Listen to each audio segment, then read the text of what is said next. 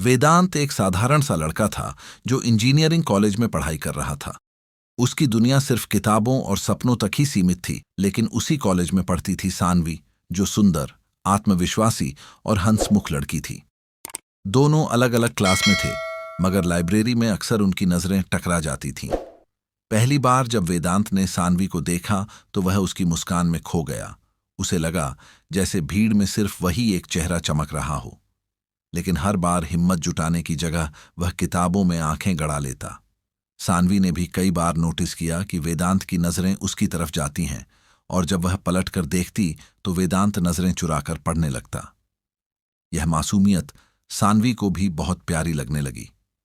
एक दिन कॉलेज के गार्डन में अचानक बारिश शुरू हो गई। सब छात्र छात्राएं छत की ओर भागने लगे, लेकिन वेदांत छाता लेकर खड़ा था।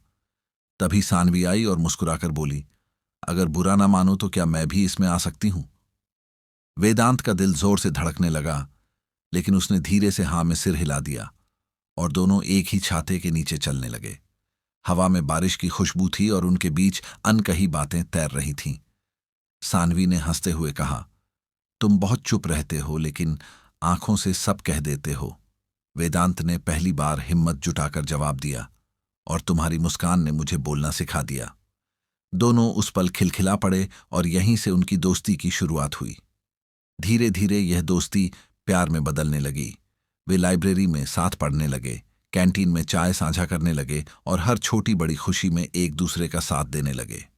कॉलेज के आखिरी दिनों में वेदांत ने सानवी को उसी गार्डन में बुलाया जहां उनकी कहानी शुरू हुई थी। उसने गुलाब थमाते हुए कहा, सानवी, मेरी जिंदगी का सबसे खूबसूरत अध्याय तुम हो। क्या तुम हमेशा मेरी रहोगी?